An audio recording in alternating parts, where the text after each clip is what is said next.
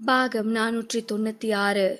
அரவிந்தோடு உள்ளே சென்ற அவந்திகா, இப்ப சொல்லுங்க அரவிந்த், என்ன விஷயம்? நயானாவுக்கு என்ன ஆச்சு என்றாள் பதற்றமாக.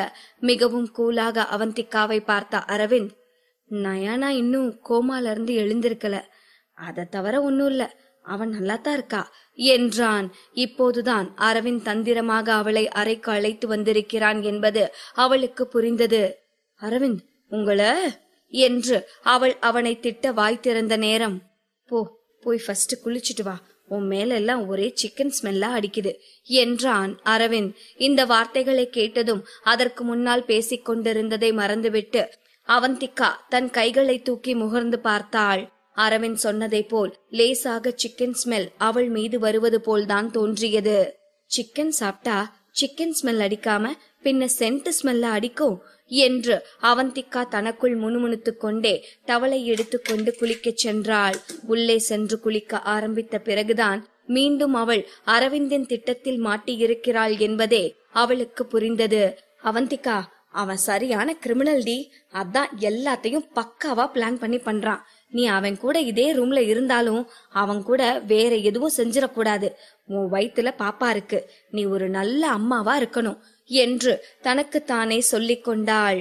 அதே நேரம் வெளியே நின்று கொண்டிருந்த அரவிந்திற்கு உள்ளே அவந்திகா குளிக்கும் சத்தம் கேட்டதுமே அவனுக்குள் ஒரு புத்துணர்வு தோன்றுவது போல் இருந்தது.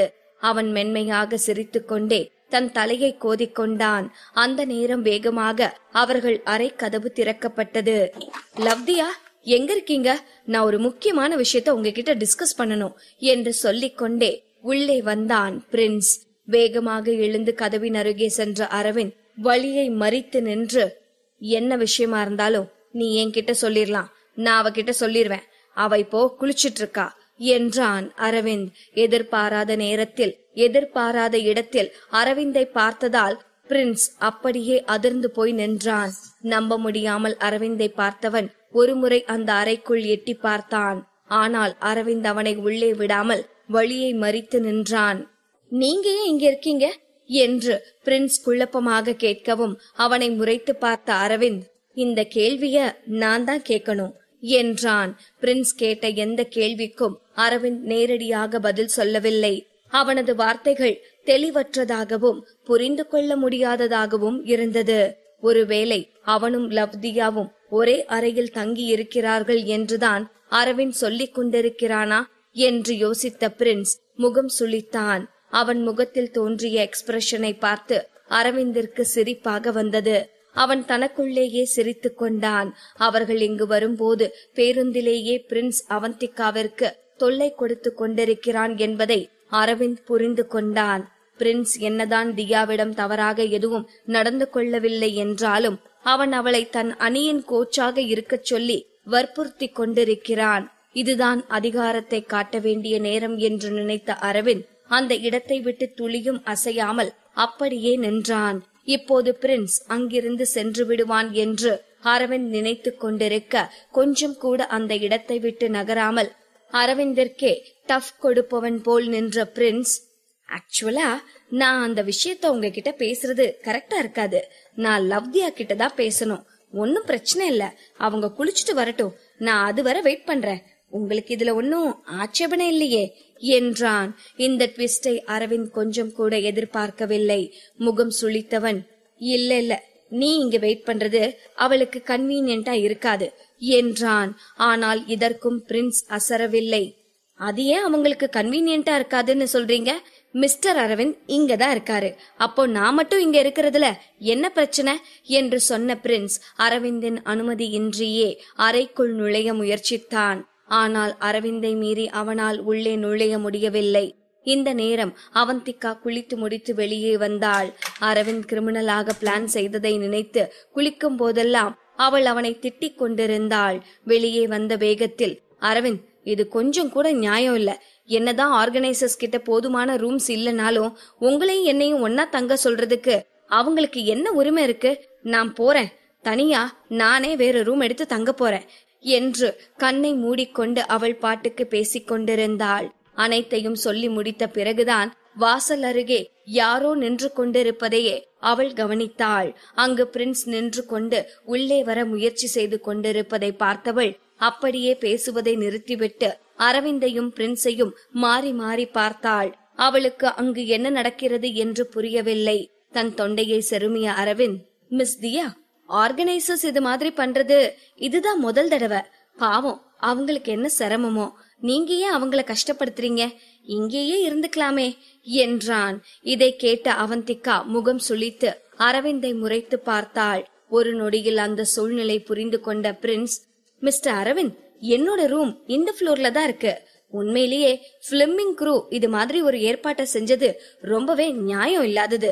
மிஸ் தியாவுக்கு உங்க கூட ரூமை ஷேர் பண்ணிக்க சங்கடமா இருக்கும் போது பாவம் அவங்களை ஏன் தொல்லை பண்ணணும்? நான் பெஸ்ட் ஆக்டர் கூட என்னோட ரூமை ஷேர் பண்ணிக்க ரெடியா இருக்கேன். பிளீஸ் பெஸ்ட் ஆக்டர், நீங்க என் கூட தங்கிக்கோங்க என்றான். இதை கேட்ட அவந்திகாவிற்கு அவளது கவலை முற்றிலும் தீர்ந்தது. அரவிந்தோடு அதே அறையில் தங்கி இருப்பது அவளுக்கு நிச்சயமாக நிம்மதியாக இருக்காது. அதைவிட இந்த அரவிந்த் சரியான கிரிமினல். அவன் அவளை மயக்கி ஏதாவது செய்து விடுவான். இப்போது அனைத்தும் குழந்தையை மையப்படுத்தி தான் இருக்க வேண்டும். அவனுடைய தந்திரங்களுக்கெல்லாம் தான் வீழ்ந்து விடக் கூடாது என்று நினைத்த அவந்திகா அரவிந்த் பேசுவதற்கு வாய்ப்பு கொடுக்காமல் அதற்கு முன்னால் முந்திக் கொண்டவள், பிரின்ஸ், இது ஒரு நல்ல யோசனை. உங்க ரூம் எங்க இருக்குன்னு சொல்லுங்க, நான் இப்பவே உங்க ரூம்க்கு ஷிஃப்ட் ஆகிக்கிறேன். இந்த ரூம்ல நீங்களும் பெஸ்ட் ஆக்டர் அரவிந்த் ராஜும் ஒன்னா இருந்துக்கோங்க என்றாள். பிரின்ஸ் வேகமாக, இதோ இந்த பக்கத்துல இருக்க ரூம் தான் என்னோட ரூம் என்றான். உடனே அவந்திகா தன்னுடைய லக்கேஜை எடுத்துக்கொண்டு, அப்போ ஓகே, நான் அந்த ரூமுக்கு போறேன் என்று கிளம்பினாள். தன்னிடமிருந்து தப்பித்து செல்வதற்கு அவந்திகா என்னென்ன வேலையெல்லாம் செய்கிறாள் என்பதை கண்களை சுருக்கி பார்த்த அரவிந்த் அவளை அங்கிருந்து செல்ல விடாமல் அவளது கையை பிடித்தான். அதை பார்த்த பிரின்ஸ், என்னாச்சு பெஸ்ட் ஆக்டர், நீங்க அவங்கள இங்க இருக்க சொல்லி கட்டாயப்படுத்த போறீங்களா என்றான். அவனை முறைத்து பார்த்த அரவிந்த், நீ ஏற்கனவே சில மணி நேரம் அந்த ரூம்ல தங்கிட்ட. சோ அந்த ரூம் மிஸ் தியா தங்குறதுக்கு ஏத்ததா இருக்காது. சோ நான் அந்த ரூம்க்கு ஷிஃப்ட் பண்ணிக்கிறேன் என்றான். இதை கேட்ட அவந்திகாவின் முகம் பிரகாசித்தது. அவள் வேண்டுதல் எல்லாம் பலித்து விட்டது. அவள் நினைத்தது போலவே அரவிந்த் அவளுக்கு தொல்லை கொடுக்காமல் வேறு அறைக்கு செல்ல போகிறான் என்னும் குஷியில் வேகமாக அரவிந்தின் லக்கேஜை எல்லாம் எடுத்த அவந்திகா அதை அந்த அறையை விட்டு வெளியே போட்டு, sorry for the trouble mister Aravind என்றாள். அவளது வார்த்தைகளிலும் செயலிலும் இருந்து அவர்களுக்கு இடையே ஒரு தெளிவான எல்லையை வைக்க வேண்டும் என்று நினைக்கிறாள் என்பது அரவிந்திற்கு புரிந்தது. சட்டென அவனது முகம் சோகமாக மாறியது. அரவிந்தையும் பிரின்ஸையும் பார்த்து புன்னகைத்த அவந்திகா இருவருக்கும் பாய் சொல்லி கை காட்டிவிட்டு தன் அறையை பூட்டிவிட்டு உள்ளே சென்றாள். இப்போது அரவிந்தும் பிரின்ஸும் மட்டும் வெளியே நின்று கொண்டிருந்தார்கள். அரவிந்தை பார்த்த பிரின்ஸ், பெஸ்ட் ஆக்டர், நீங்க நிஜமாவே என் கூட என் ரூமுக்கு வர போறீங்களா என்றான்.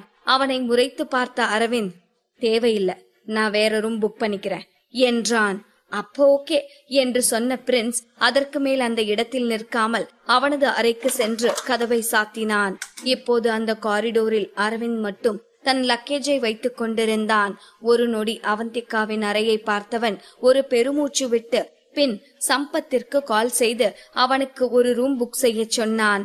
அடுத்த 5 நிமிடத்தில் அவந்திகாவின் அறைக்கு அருகிலேயே அரவிந்திற்கு ஒரு அறை புக் செய்யப்பட்டது. சம்பத் வந்து அரவிந்தின் லக்கேஜை எல்லாம் அவனது ரூமில் எடுத்து வைத்தான். சம்பத், எப்பவும் டாப் ஃப்ளோர் ஹீரோ ஹீரோயினுக்கு தானே கொடுப்பாங்க, இந்த பிரின்ஸ் எப்படி இங்க இருக்கான் என்றான் கோபமாக. நான் இத பத்தி ஏற்கனவே விசாரிச்சிட்டேன் சார். இத படக்குழு பிரின்ஸுக்கு கொடுத்த ரூம் இல்லையா, அவந்திகா மேடம் ரூமுக்கு பக்கத்து ரூம் தான் வேணும்னு அவனே புக் பண்ணின ரூமா என்றான். இதை கேட்ட அரவிந்தின் முகம் கோபமாக மாறியது.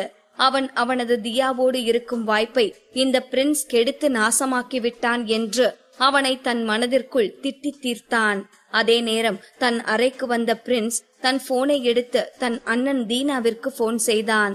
லைன் கனெக்ட் ஆன அடுத்த நொடி மறுமுனையில் இருந்து, இப்ப என்னாச்சு, இந்த டைம் நீ என்ன தப்பு பண்ணுன என்று தீனாவின் குரல் கேட்டது.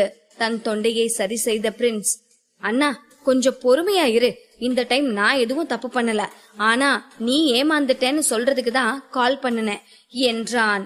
அவன் என்ன சொல்கிறான் என்று புரியாமல் குழம்பிய தீனா, என்னடா சொல்ற என்று கேட்கவும் உதட்டை சுளித்த பிரின்ஸ், நீதான் எப்பவும் சொல்லுவியே பெஸ்ட் ஆக்டர் அரவிந்த் தப்பே செய்ய மாட்டாரு, அவரு ரொம்ப நேர்மையானவர்னு. இன்னைக்கு அந்த பெஸ்ட் ஆக்டர் ஒரு சாதாரண சின்ன நடிகைய கட்டாயப்படுத்தி அவர் கூட இருக்க வைக்க முயற்சி பண்ணாரு. எனக்கு தெரியும் நான் சொல்றத நீ நம்ப மாட்டேன்னு, ஆனா நான் கண்ணால பார்த்ததான் நம்புவேன். உனக்கு எப்பவும் ஃப்ரெண்ட்ஸ் கிட்டவே போலியா நடந்துக்கிற மனுஷங்களை பிடிக்காது இல்ல? முதல்ல இந்த பெஸ்ட் ஆக்டரை உன் ஃப்ரெண்ட் லிஸ்ட்ல இருந்து தூக்கு. நான் போய் இனி அந்த அயோக்கிய ஆக்டர் போடுற திட்டத்தை எல்லாம் எப்படி தவிடு பொடி ஆக்குறதுன்னு யோசிக்கிறேன் என்று சொன்னவன் தன் அண்ணனின் பதிலுக்காக கூட காத்திருக்காமல் போனை கட் செய்தான். அதே நேரம் இங்கு நரேனின் வீட்டில் நரேனின் அசிஸ்டன்ட் தலையை தொங்க போட்டு கொண்டே ஒருவித தயக்கத்துடனேயே நரேனின் அறைக்குள் நடந்து வந்தான். அவன் உள்ளே வரும்போது நரேன் ஏதோ தீவிரமாக ஃபைலை பார்த்து கொண்டிருந்தான். தயக்கத்தோடு தன் அசிஸ்டன்ட் வருவதை அவனது காலடி ஓசையை வைத்தே கண்டுபிடித்தவன் அவனை நிமிர்ந்து பார்க்காமலேயே என்னாச்சு என்றான் ஒருவித நடுக்கத்துடனேயே. அது வந்து சார், அவந்திகா மேடம் எதுக்காக ஹாஸ்பிட்டல் போறாங்கன்னு கண்டுபிடிச்சிட்டோம் என்றான். அவனது குரலில் இருந்த தயக்கத்தையும் அவன் உடலில் இருந்த நடுக்கத்தையும் வைத்தே, அவந்திகாவிற்கு ஏதோ தீர்க்க முடியாத வியாதி இருக்கிறது, அதற்காகத்தான் அவள் அடிக்கடி ஹாஸ்பிட்டல் போகிறாள் என்று தவறாக நினைத்து கொண்ட நரேன் வேகமாக எழுந்து, என்னாச்சு, என்னோட அவந்திகாவுக்கு என்னாச்சு என்று கேட்டுக்கொண்டே தன்னுடைய அசிஸ்டன்டின் சட்டையை பிடித்து உலுக்கினான். அவனது அசிஸ்டன்டால் வாயை திறந்து பதில் சொல்ல முடியவில்லை என்றதும் அவன் தன் கையில் இருந்த ஃபைலை நரேனிடம் கொடுத்தான். பதற்றத்தோடு அந்த ஃபைலை வாங்கி புரட்டி பார்த்த நரேன் அதில் அவந்திகா கர்ப்பமாக இருக்கிறாள் என்பதை பார்த்து அதிர்ந்து போனான். ஒரே நொடியில் அந்த அறையில் இருந்த அந்த சூழல் முற்றிலும் மாறி போனது. நரேனின் அசிஸ்டன்ட் ஒரு ஓரத்தில் சுவற்றோரம் பள்ளி போல நின்று கொண்டிருந்தான். இப்போதைக்கு நரேனின் கண்ணில் படாமல் அப்படியே காற்றில் கரைந்து விட்டால் பரவாயில்லை என்று அவனுக்கு தோன்றியது. நரேன் அசையாமல் அதே இடத்தில் நின்று அவன் கையில் இருந்த அந்த ரிப்போர்ட்டை மீண்டும் மீண்டும் படித்துக் கொண்டிருந்தான். அவனது நெற்றி நரம்புகள் புடைக்க ஆரம்பித்தது. பாகம் 497. என்னதான் அவந்திகாவிற்கும் அரவிந்திற்கும் திருமணமாகிவிட்டது, அவர்களுக்குள் அனைத்து தனிப்பட்ட நிகழ்வுகளும் நடந்திருக்கும் என்பது நரேனிற்கு நன்றாக தெரியும்தான். ஆனால் அவர்கள் காதலுக்கும் கூடலுக்கும் கிடைத்த பரிசாக அவந்திகாவின் வயிற்றில் இப்போது ஒரு குழந்தை வளர்ந்து கொண்டிருக்கிறது என்பதை அவனால் இப்போது தாங்கிக் கொள்ளவே முடியவில்லை. அது எப்படி அவளால் இன்னொருவனோடு உறவு கொண்டு அந்த உறவிற்கான விளைவையும் தன் வயிற்றில் சுமக்க முடிகிறது? அவனுக்கு ஆத்திரமாக வந்தது. இப்போது மட்டும் அவள் கர்ப்பமாக இருக்கின்ற விஷயம் அரவிந்திற்கு தெரிந்துவிட்டால் இத்தனை நாட்களாக அவன் போட்ட திட்டமெல்லாம் பாழாக போய்விடும். இப்போ அவந்திகா எங்க இருக்கா? அந்த அரவிந்த் எங்க இருக்கா? என்ன பண்ணிட்டு இருக்கான் என்றான். இன்னும் தன்னால் முடிந்தவரை பின்னால் சென்ற அவனது அசிஸ்டன்ட் நரேன் கேட்ட கேள்விக்கு பதில் சொல்ல முடியாமல் எச்சில் விழுங்கியவன், அது அவங்க 2 பேரும் இப்போ ஒன்னா ஷூட்டிங் ஸ்பாட்ல இருக்காங்க சார் என்று திக்கி திணறி சொன்னான். அவன் இந்த வார்த்தைகளை சொல்லி முடித்ததும் கண்களாலேயே அவனை எரித்து விடுவது போல கோபமாக அவனை முறைத்து பார்த்த நரேன், இல்ல, இந்த குழந்தை அவகிட்ட இருக்கக்கூடாது என்றான். ஆரம்பத்தில் அவன் அவந்திகாவை அவள் போக்கில் விட்டதற்கு காரணம் அவள் தானாகவே அரவிந்தை விட்டு வர வேண்டும், அதன் பிறகு அவள் ஒரு இயல்பு நிலைக்கு சென்ற பிறகு அவளை தன் வழிக்கு கொண்டு வரலாம் என்று நினைத்திருந்தான். ஆனால் இந்த குழந்தை மட்டும் அவளிடம் இருந்தால் எந்த காலத்திலும் அவனது திட்டம் பலிக்க வாய்ப்பே இல்லாமல் போய்விடும். நரேனின் இந்த அரக்கத்தனமான வார்த்தைகளை கேட்ட அசிஸ்டன்ட் ஆடி போனான். ஆனால் நரேனின் முகத்திலும் இயல்பான அரக்கத்தனத்திற்கு மாற்றாக ஒரு பதற்றம் தெரிய ஆரம்பித்தது.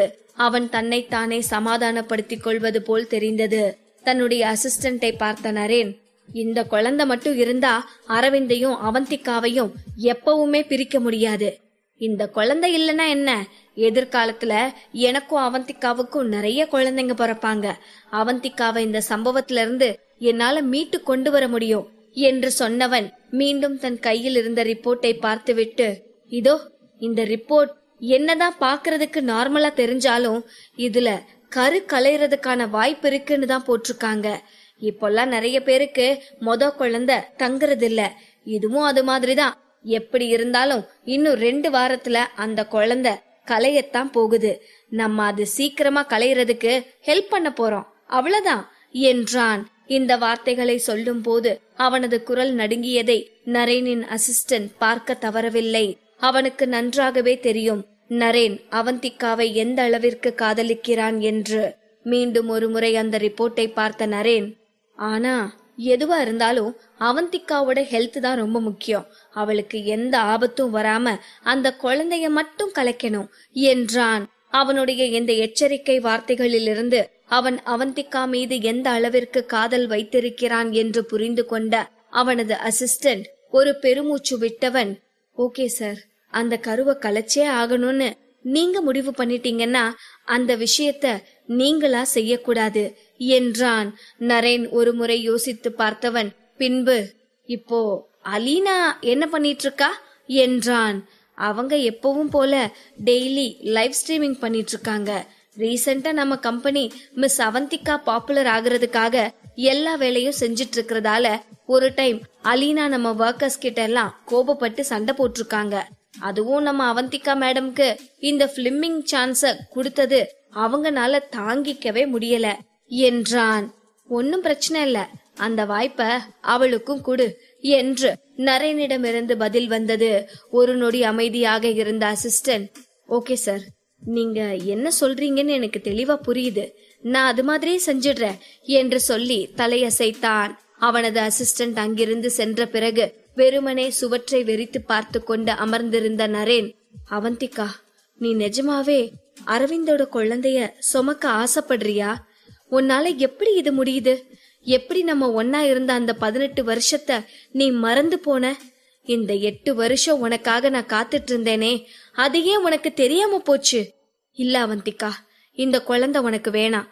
நான் செய்ய போறதுக்காக நீ என்ன மன்னிச்சிரு. எதிர்காலத்துல நம்ம சந்தோஷமா வாழணும்னா இப்போ இது மாதிரி தியாகம் எல்லாம் செஞ்சுதான் ஆகணும் என்று தனக்குள்ளே சொல்லிக் கொண்டான். மறுநாள் காலை அவந்திகா அதிர்ந்து போய் தன்னுடைய பெட்டில் இருந்து எழுந்தாள். காலையில் அனைவரும் 8 மணிக்கே ஷூட்டிங் வரவேண்டும் என்று சொல்லி இருந்தார்கள். அதிலும் அவந்திகா இப்போதுதான் நடிக்க ஆரம்பித்திருக்கிறாள். அதனால் ஷூட்டிங்கிற்கு தாமதமாக செல்லக்கூடாது. எப்போதும் சொன்ன நேரத்திற்கு முன்னரே சென்று விடுவதுதான் நல்லது என்று நினைத்தவள் அரக்க பறக்க எழுந்து குளித்து முடித்து வேகமாக வெளியே வந்தாள். லிப்டை நோக்கி செல்வதற்கு முன்னால் தனக்கு அருகே இருந்த பிரின்ஸின் அறையை பார்த்தாள். அந்த அறை இன்னும் திறக்கப்படாமல் இருந்தது. இந்த பிரின்ஸிற்கு காலதாமதத்தை பற்றியெல்லாம் கவலை இல்லை போலும் என்று நினைத்து கொண்டவள் நேராக லிப்டிற்கு சென்ற நேரம் அவளுக்கு மறுபக்கம் இருந்த அறை திறக்கப்பட்டது. அவள் திரும்பி பார்ப்பதற்குள், குட் மார்னிங் தியா என்று அரவிந்தின் குரல் கேட்டது. ஒரு நொடி அதிர்ந்து போன அவந்திகா அவனை பார்த்ததும் அனைத்தையும் மறந்து போனவள், நீங்க நேத்து நைட்டு நல்லா தூங்குனீங்களா என்றாள். அவளது இந்த அக்கறையான வார்த்தைகளை கேட்ட அரவிந்தின் முகம் இருண்டது. கரகரப்பான குரலில் அரவிந்திடமிருந்து இல்லை என்று பதில் வந்தது. அவந்திகா இயல்பாகத்தான் இந்த கேள்வியை கேட்டாள். இந்த பதில் வரும் என்று அவள் எதிர்பார்க்கவில்லை. இப்போது அரவிந்த் தூங்கவில்லை என்று சொன்னதால் ஏன் என்று கேட்க வேண்டும் என்று அவள் மனம் துடித்ததுதான். ஆனால் அதற்கு மேல் அவனிடம் பேச்சை வளர்க்க வேண்டாம் என்று நினைத்தவள் எதுவும் பேசாமல் அமைதியாக நிற்கவும் அவளை கூர்ந்து பார்த்த அரவிந்த், ஏனா நீ என் கூட இல்ல என்று தான் சொன்ன பதிலுக்கான விளக்கத்தையும் அரவிந்தே சொன்னான். இந்த வார்த்தைகளை கேட்ட அவந்திகா நியாயமாக கோபப்பட்டிருக்க வேண்டும். அவன் அவளை மயக்குவதற்காக பேசுகிறான் என்பது அவளுக்கு நன்றாகவே தெரிந்ததுதான். ஆனாலும் அவள் இந்த மாயக்காரனின் இந்த மயக்கும் வார்த்தைகளை ரசித்தாள். அவள் என்னதான் முயன்றாலும் அவள் கன்னங்கள் வெட்கத்தில் சிவப்பதை அவளால் கட்டுப்படுத்த முடியவில்லை. மிகவும் கஷ்டப்பட்டு தன் முகத்தில் தோன்றும் உணர்ச்சிகளை கட்டுப்படுத்த முயன்றவள் வேகமாக லிப்டை நோக்கி ஓடினாள். அரவிந்தும் வேக எட்டுக்கள் வைத்து அவளை தொடர்ந்து லிப்டிற்கு சென்றான். இப்போது இருவரும் ஒன்றாக லிப்டிற்குள் ஏறினார்கள். அந்த லிப்டில் அரவிந்தையும் அவந்திகாவையும் தவிர வேறு யாரும் இல்லை. என்னதான் இருவரும் ஒருவர் அருகே ஒருவர் நின்றாலும், இல்ல வேணா அவந்தி, அந்த மாயக்காரனை பார்க்காத என்று அவந்திகா தன்னைத்தானே கட்டுப்படுத்தி கொண்டாள். எங்கு அவனை பார்த்தால் தன்னை அறியாமலேயே உணர்ச்சி வசப்பட்டு விடுவோமோ என்ற பயம் அவளுக்குள் இருந்தது. அவந்திகா அரவிந்தை பார்க்காமல் வேறு புறமாக திரும்பி நின்று கொண்டிருக்க அவளையே வைத்த கண் வாங்காமல் பார்த்து கொண்டு வந்த அரவிந்த், இன்னைக்கு ஷூட்டிங்க்கு நீ ரெடியா என்றான். இப்போது அரவிந்த் வேலையை பற்றி பேசியதால் அவந்திகாவும் சீரியஸ் மோடிற்கு வந்து ரெடி என்று பதிலளித்தாள்.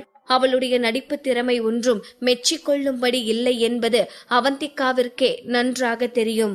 அதே நேரம் அவளோடு இணைந்து நடிக்கப் போகிறவன் நடிப்பின் அரசன் அரவிந்த். அப்படி இருக்க அவள் எந்தவித பயிற்சியும் இல்லாமல் எப்படி வர முடியும்?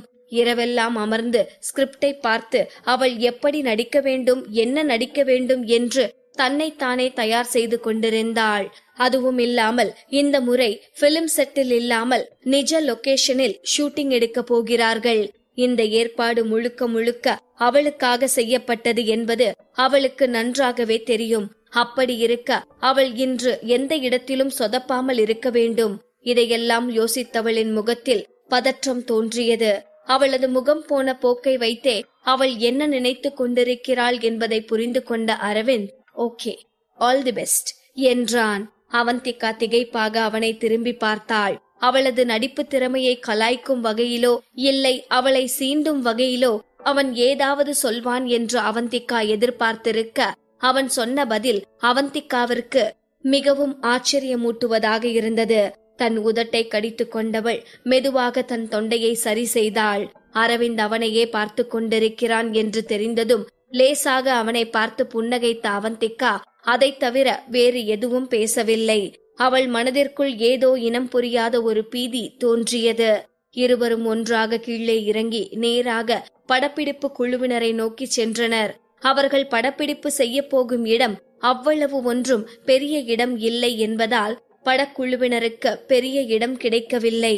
அங்கு அரவிந்திற்கும் பிரின்ஸிற்கும் தவிர வேறு யாருக்கும் லான்ச் கிடையாது. முதல் நாள் ஷூட்டிங் என்பதால் அனைவரும் சீக்கிரமே வந்துவிட்டனர். அவந்திகா வந்தபோது பிரின்ஸையும் அரவிந்தையும் தவிர மற்றவர்கள் ஏற்கனவே அங்கு இருந்தனர். அரவிந்தும் அவளோடுதான் வந்தான். ஆனால் அரவிந்த் உள்ளே நுழைவதற்குள் வேக வேகமாக உள்ளே நுழைந்தாள் அவந்திகா. மற்றவர்கள் யாரும் அவளை பார்த்து அவளும் அரவிந்தும் ஒன்றாக உள்ளே வந்தார்கள் என்னும் வதந்தி பரப்புவதை அவள் விரும்பவில்லை. அவந்திகா தான் மிகவும் புத்திசாலியாக நடந்து கொண்டோம் என்று அவள் தன்னைத்தானே மெச்சிக் கொண்டிருந்த நேரம் அவளுக்கு அருகே வந்த வாட்டரின் assistant, hello everyone, Walter ma'am உங்க எல்லாருக்கும் ஸ்டார் பாக்ஸ் காஃபி ட்ரீட் கொடுக்கணும்னு நினைக்கிறாங்க என்று சொல்லிவிட்டு அவர்கள் வாங்கி வந்திருந்த காஃபி பாக்ஸ்களை அனைவருக்கும் கொடுக்க ஆரம்பித்தாள். அனைவருக்கும் கொடுத்து முடித்துவிட்டு அவந்திகாவிடம் வந்தபோது அவளை பார்த்து உச்சி கொட்டிய வாட்டர், அச்சச்சோ சாரி டியர், நாங்க கரெக்டா கணக்கு போடாம விட்டுட்டோம்னு நினைக்கிறேன், எங்க கிட்ட கொஞ்சம் காஃபி தான் இருக்கு என்றாள். இதை வேண்டுமென்றே அவந்திகாவை அவமானப்படுத்த வேண்டும் என்றுதான் வாட்டர் செய்கிறாள் என்பது அவந்திகாவிற்கு புரிந்தது. உண்மையிலேயே அவந்திகாவிற்கு காஃபி இல்லை என்றால் கூட அவள் அதை சத்தமில்லாமல் சொல்லி இருக்கலாம். ஆனால் அனைவரும் கேட்க வேண்டும் என்பதற்காகவே அவள் கத்தி கத்தி சொல்லிக் கொண்டிருந்தாள். அதைவிட அவள் சொன்னது போல் அங்கு காஃபி பற்றாக்குறையாகவும் இல்லை. இன்னும் சில காஃபி பாக்ஸ்கள் மிச்சம் இருந்தன. அவந்திகாவிற்கு காஃபி ஒரு பொருட்டு இல்லைதான். இதையெல்லாம் அவள் கண்டு கொள்ளவே மாட்டாள்தான். இப்போது வாட்டர் இதையெல்லாம் திட்டம் போட்டு செய்கிறாள் என்று தெரிந்தாலும் கூட எதுவும் பேசாமல் மென்மையாக சிரித்து கொண்டு நின்றாள். ஆனால் அதை பார்த்த வாட்டர், என்னாச்சு லவ்தியா, நான் உங்களுக்கு மட்டும் காஃபி குடுக்கலன்னு நீங்க என் மேல கோபமா இருக்கீங்களா என்று வம்படியாக வந்து அவந்திகாவிடம் வம்பிழுக்க ஆரம்பித்தாள். அதற்கு மேலும் அமைதியாக இருக்க அவந்திகா ஒன்றும் புத்தன் இல்லையே. சிரித்த முகத்துடனேயே வாட்டரை பார்த்தவள், இதனால என்ன இருக்கு மிஸ் வாட்டர், உங்க மன்னிப்ப நான் ஏத்துக்கிட்டேன் என்று சத்தமாக சொன்னாள். என்னது, நான் எப்போ மன்னிப்பு கேட்டேன் என்று வாட்டர் தன் மனதில் நினைத்து கொண்டிருக்க அவளது தோள்களை தொட்ட அவந்திகா, பரவாயில்ல விடுங்க வாட்டர், நீங்க எல்லாருக்கும் காஃபி ட்ரீட் கொடுக்கணும்னு நினைச்சீங்க, ஆனா ஒரு பாக்ஸ் கம்மியா இருக்கிறதால நீங்க எனக்கு கொடுக்க முடியாம போயிடுச்சு. இது ஒரு விஷயமா?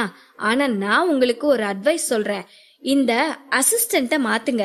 பாருங்க, ஷூட்டிங் ஸ்பாட்ல மொத்தம் எத்தனை பேர் இருப்பாங்கன்னு கூட அவளால சரியா கால்குலேட் பண்ண முடியல.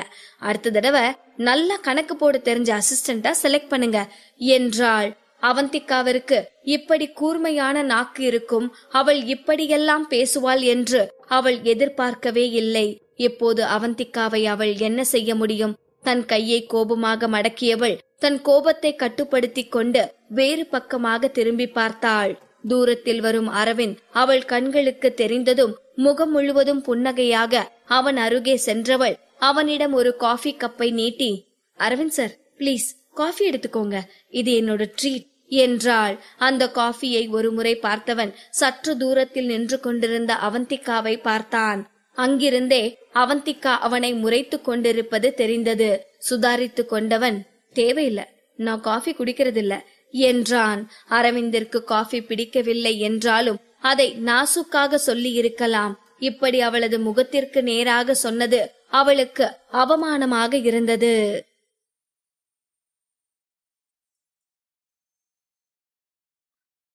பாகம் 498. என்னதான் அரவிந்திற்கு காஃபி பிடிக்கவில்லை என்றாலும் அதை அவன் நாசுக்காக சொல்லி இருக்கலாம். இப்படி முகத்திற்கு நேராக சொன்னது வாட்டருக்கு அவமானமாக போனது. அது மட்டுமில்லாமல் இப்போது அரவிந்த் அந்த காஃபி பிடிக்காது என்று சொன்னதும் அவனை சுற்றி நின்று கொண்டிருந்தவர்கள் தங்கள் காஃபியை கொண்டு வந்து டேபிளில் வைத்து, எங்களுக்கும் காஃபி பிடிக்காது என்று கதை சொல்ல ஆரம்பித்தார்கள். அதிலும் அரவிந்தும் அவந்திகாவும் நெருக்கமாக இருக்கிறார்கள் என்று தெரிந்த அனைவரும் தங்களுக்கு கொடுக்கப்பட்ட காஃபியை கொண்டு வந்து டேபிளில் வைத்துவிட்டு சென்றார்கள். இப்போது அவள் முன் ஒரு 20 காஃபி திறக்கப்படாமல் மிச்சமாக இருந்தது. இதை பார்த்த கடுப்பான வாட்டர், இந்த பெஸ்ட் ஆக்டர் ஏன் இப்படி பண்ணினாரு? நான் அவருக்கு என்ன கெடுதல் செஞ்சேன் என்று வாய்விட்டு புலம்பிக் கொண்டிருந்தாள்.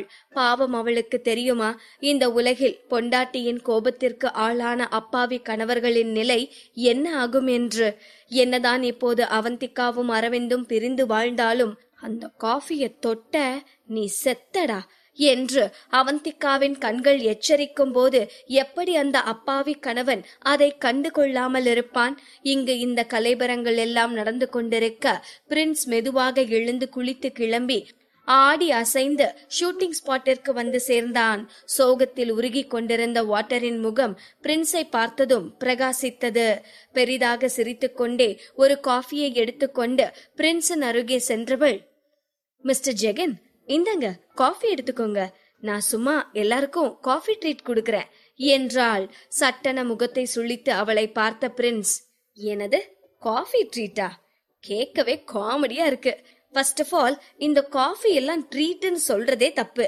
அதை விட முக்கியமான விஷயம், எனக்கு காஃபி சுத்தமா பிடிக்காது என்றான். இதை கேட்ட வாட்டரின் முகம் அப்படியே தொங்கி போய்விட்டது. புண்பட்ட நெஞ்சம் மீண்டும் மீண்டும் தாக்கப்படுகிறது என்பது போல் அவள் நொந்து போய் நிற்க அதையெல்லாம் கண்டு கொள்ளாத பிரின்ஸ், லவ்தியா எங்க இருக்காங்க? நீ அவங்கள பாத்தியா என்றான். எந்த பதிலும் சொல்லாமல் உர்ரென்று நின்று கொண்டிருந்தாள் வாட்டர். அந்த நேரம் அங்கு வந்த அவளது அசிஸ்டன்ட், அக்கா உங்களுக்கு கால் என்று சொல்லி அவளுடைய போனை கொண்டு வந்து அவளிடம் கொடுத்தாள். அந்த டிஸ்பிளேயில் தெரிந்த நம்பரை பார்த்ததும் கொஞ்சம் திகைத்து போனவள் போனை அட்டெண்ட் செய்து, சொல்லுங்க அலீனா, என்ன விஷயம் என்றாள். மறுபுறம் இருந்த அலீனா, வாட்டர் நீங்கெல்லாம் எங்க இருக்கீங்க என்று கேட்கவும், நான் ஷூட்டிங் ஸ்பாட்ல தான் இருக்கேன் என்று பதிலளித்தாள் வாட்டர். அப்போ ஓகே, நான் இன்னும் கொஞ்ச நேரத்துல அங்க இருப்பேன் என்று அலீனா சொல்லவும் குழம்பி போன வாட்டர், என்னது நீங்க வரீங்களா? உங்க கம்பெனி தான் இந்த ஆட்ல நடிக்கிற சான்ஸ லவ்தியாவுக்கு கொடுத்துருச்சே, அப்புறம் எப்படி என்று கேட்கவும் சத்தமாக சிரித்த அலீனா, அஃப்கோர்ஸ், அந்த டைம்ல நான் ரொம்ப பிஸியா இருந்தேன், எனக்கு இந்த ஆட்ல நடிக்க டைம் இல்ல. இப்ப நான் கொஞ்சம் ஃப்ரீ ஆனதும் என் கம்பெனி உடனே டைரக்டர் கிட்ட கால் பண்ணி சொல்லி எனக்கு ஒரு ரோல் கொடுக்க சொல்லிருக்காங்க என்றாள். அலீனாவும் வாட்டரும் வேறு வேறு கம்பெனிகளில் லைவ் ஸ்ட்ரீமிங் செய்து கொண்டிருக்கிறார்கள். கிட்டத்தட்ட இருவரும் போட்டியாளர்கள் என்றே சொல்லலாம். ஆனால் இந்த ஆடில் நடிக்கும் வாய்ப்பு வாட்டருக்கு கிடைத்தது. ஆனால் அலீனாவின் கம்பெனியில் அவளுக்கு பதிலாக லவ்தியாவிற்கு இந்த வாய்ப்பு கிடைத்தது என்றதும் உடனடியாக வாட்டர் அலீனாவிற்கு கால் செய்து அவளை வெறுப்பேற்றும்படி பேசிக் கொண்டிருந்தாள். இது இப்போது அலீனாவின் நேரம். அவளை வெறுப்பேற்ற வேண்டும் என்றுதான் அவள் இப்போது போன் செய்திருக்கிறாள். ஓகே வாட்டர், அப்ப நாங்க வரேன், நம்ம மீட் பண்ணலாம் என்று சொல்லி போனை கட் செய்த அலீனா அடுத்த 5 நிமிடத்தில் ஷூட்டிங் ஸ்பாட்டிற்கு சென்று விட்டாள். கண்களை சுருக்கி அலீனாவை பார்த்த வாட்டர் பின் தன் முகத்தில் போலியான ஒரு புன்னகையை வரவழைத்து கொண்டு, உங்க கம்பெனியோட லவ்தியா யாரோ ரொம்ப பெரிய ஆளுன்னு கேள்விப்பட்டேன், அதுவும் ஒன்னாலேயே அவ கூட போட்டி போட்டு ஜெயிக்க முடியலையாமே என்று எரிகிற தீயில் எண்ணெய் ஊற்றுவது போல் வாட்டர் அலீனாவை ஏற்றி விடவும் தன் கைகளை முறுக்கிய அலீனா, வாட்டர், நீ என்ன முட்டாள்தனமா பேசிட்டு இருக்க? நரேன் என் பக்கம் இருக்கும்போது வேற யாரு வந்து என்னை என்ன பண்ணிர முடியும் என்றாள். தன் தொண்டையை சரி செய்து கொண்ட வாட்டர், லவ்தியா இந்த அட்வர்டைஸ்மெண்ட்ல லீட் ரோல்ல நடிக்கிறாங்க, உங்களுக்கு எந்த சப்போர்ட்டிங் ரோல் கிடைக்க போகுதோ தெரியல என்று நாசுக்காக கேட்கவும், என்ன பண்றது வாட்டர், ஆல்ரெடி ரோல்ஸ் எல்லாம் பிக்ஸ் பண்ணிட்டாங்க, இப்போ எதுவும் மாத்த முடியாதுல்ல என்று அலீனா சமாளித்தாலும் அவள் உள்ளுக்குள் கொந்தளித்து கொண்டிருந்தாள். அவளுக்கே சவால் விடும் இந்த புது கேஸ்டர் யார் என்று பார்த்து அவளுக்கு ஒரு நல்ல பாடம் புகட்ட வேண்டும் என்று தன் மனதிற்குள் நினைத்த அலீனா வாட்டரை பார்த்து புன்னகைத்து, அப்புறம் வாட்டர், லவ்தியா எங்க? என்னதான் இருந்தாலும் நாங்க 2 பேரும் ஒரே கம்பெனில இருந்து வந்திருக்கோம், ஒரு மரியாதைக்காகவாவது நான் அவளை பார்த்து ஒரு ஹாய் சொல்லணும்ல என்று கேட்கவும், லவ்தியா மேக்கப் ரூம்ல தான் இருப்பா, இந்த அட்வர்டைஸ்மெண்டோட ஹீரோயின் அவதானே, சோ அவதான் ஃபர்ஸ்ட் மேக்கப் போட்டு ரெடி ஆகணும் என்று மேலும் அந்த பேச்சை வளர்க்க வேண்டும் என்று அவள் பேசிக் கொண்டிருக்க அவளை கண்டு கொள்ளாத அலீனா, அப்போ நான் அவளை பார்த்துட்டு வரேன் என்று சொல்லிவிட்டு மேக்கப் ரூமை நோக்கி சென்றாள். அங்கு அவந்திகா மேக்கப் ரூமில் அன்றைய ஷூட்டிங்கிற்காக தயாராகி கொண்டிருந்தாள். அந்த நேரம் வேகமாக கதவை திறந்து கொண்டு உள்ளே நுழைந்த அவளது அசிஸ்டன்ட், தியாக்கா இங்க பாருங்களேன், நம்ம கம்பெனியோட ஃபேமஸ் கேஸ்டர் அலீனா வந்திருக்காங்க, சீக்கிரம் எழுந்து அவங்கள வெல்கம் பண்ணுங்க என்றாள். இதை கேட்ட அவந்திகா கண்களை சுருக்கி கதவை நோக்கி திரும்பவும், அந்த லவ்தியா எப்பேற்பட்ட அழகி, எதுக்காக அவளுக்கு இந்த ஹீரோயின் ரோல் கொடுத்திருக்காங்கன்னு நான் இன்னைக்கு பாக்குறேன் என்று சொல்லிக்கொண்டே அலீனா அந்த அறைக்குள் நுழைந்தாள்.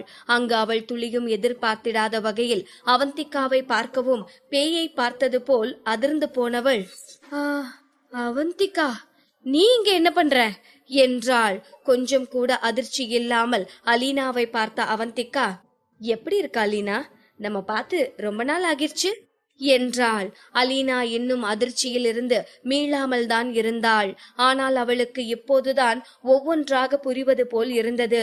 கம்பெனி ஏன் திடீரென்று எங்கிருந்தோ வந்த கேஸ்டருக்கு இத்தனை முக்கியத்துவம் கொடுத்தது, அத்தோடு அந்த புதிய பெண்ணின் அடையாளத்தை யாருக்கும் தெரியாமல் ஏன் அவர்கள் அவ்வளவு ரகசியமாக வைத்திருந்தார்கள் என்று இப்போது அனைத்தும் அலீனாவிற்கு புரிந்தது.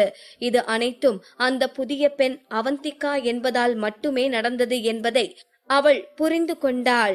இந்த உண்மை அவளுக்கு புரிந்ததுமே அவள் இதயத்தில் லேசாக ஒரு வலி தோன்றியது.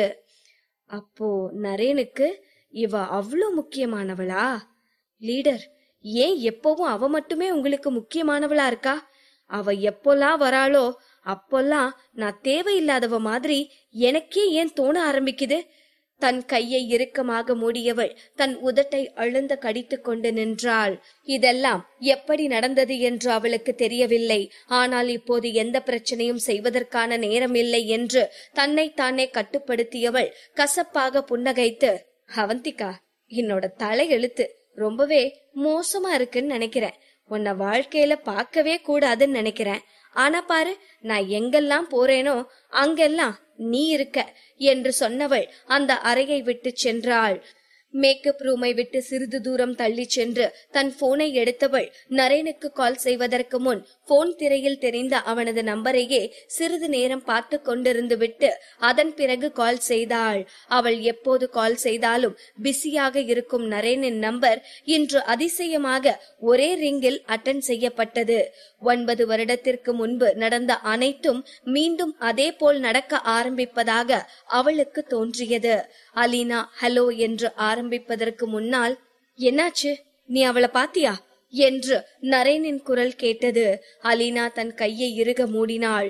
ஆனால் தனது கோபத்தை வெளிக்காட்டிக் கொள்ளாமல் என்று மட்டும் பதிலளித்தாள். இப்போ உனக்கு புரிஞ்சதா என்று நரேன் கேட்கவும், என்ன புரிஞ்சதா? அவ ஏன் இங்க இருக்கா? எனக்கு ஒண்ணுமே புரியல லீடர் என்றாள் சுற்றி வளைக்காமல். அவளுக்கும் அரவிந்துக்கும் இப்போ டிவோர்ஸ் ஆகிருச்சு என்று நேராக விஷயத்தை சொன்னான் நரேன். என்னது என்று அதிர்ந்து போய் கேட்ட அலீனாவின் முகத்தில் இருந்த அதிர்ச்சி மறைந்து சோகமாக மாறியது. அவள் பதிலுக்காக எல்லாம் காத்திருக்காத நரேன், அவந்திகா இப்போ கர்ப்பமா இருக்கா, அவளுக்கு எதுவும் ஆகாம அவ குழந்தைய நீதான் அழிக்கணும் என்றான். அலீனா எந்த பதிலும் பேசாமல் தன் உதட்டை அழுந்த கடித்து கொண்டாள். 9 வருடத்திற்கு முன்னால் நடந்த சம்பவங்கள் அனைத்தும் அவள் மனதில் படமாக ஓட ஆரம்பித்தது. அப்போது அவளுக்கு 18 வயதுதான். அவளுக்கு நரேன் என்றால் எப்போதும் கொள்ளை பிரியம். ஆனால் நரேன் எப்போதும் அவளை கண்டு கொண்டதே இல்லை. என்றாவது ஒரு நாள் அவன் தன்னிடம் வந்து பேசுவான் என்று அவள் ஏங்கி காத்திருந்த நேரத்தில் அவளுக்கு ஒரு நாள் நரேனிடமிருந்து கால் வந்தது. அவள் ஆர்வமாக எடுத்து காதில் வைக்கவும், உனக்கு என்ன ரொம்ப பிடிச்சிருக்கு தானே என்றான் நரேன்.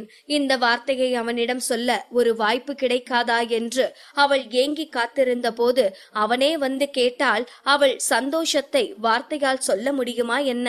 உள்ளம் பூரித்து போனவள், ஆமா லீடர், எனக்கு உங்களை ரொம்ப பிடிக்கும், உங்களுக்காக நான் என் உயிரை கூட கொடுப்பேன் என்று அவள் உணர்ச்சி வசப்பட்டு பேசிக் கொண்டிருந்தாள். ரொம்ப நல்லது, இப்போ நீ எனக்கு ஒரு ஹெல்ப் பண்ணணும் என்றான் நரேன். அவனுக்காக உயிரையே தர தயாராக இருக்கும் அலீனா அவனுக்காக ஒரு உதவி செய்ய மாட்டாளா என்ன? என்ன செய்யணும்னு மட்டும் சொல்லுங்க லீடர், நான் என்ன வேணும்னாலும் செய்யறேன் என்றாள். அவந்திகா ஏதோ ஒரு கேமிங் டீம்ல சேர போறாளாம், நீதான் அவ அப்படி எதுலயும் சேராம பாத்துக்கணும் என்றான் நரேன். இந்த வார்த்தைகளை கேட்டதும் அலீனாவிற்கு அவள் இதயத்தை யாரோ சுத்தியில் வைத்து உடைத்தது போல் இருந்தது. ஆனாலும் அவளுக்கு நன்றாக தெரிந்தது, அவளுடைய ஸ்டேட்டஸிற்கு முன்னால் அவள் நரேனை நெருங்க கூட முடியாது என்று அவளுக்கு நன்றாகவே தெரியும். அப்படி இருக்க அவள் எந்த வகையிலாவது அவனுக்கு பயனுள்ளவளாக இருந்தால்தான் அவளால் அவனை நெருங்க முடியும் என்று நினைத்தவள், ஓகே லீடர், நீங்க சொன்ன மாதிரி நான் செய்றேன், ஆனா ஒரு கண்டிஷன் என்றாள். என்ன கண்டிஷன் என்று நரேன் கேட்டதற்கு, நான் எப்பவும் உங்க கூட இருக்கணும், உங்க கேர்ள் ஃப்ரெண்டா இருக்கணும் என்றாள்.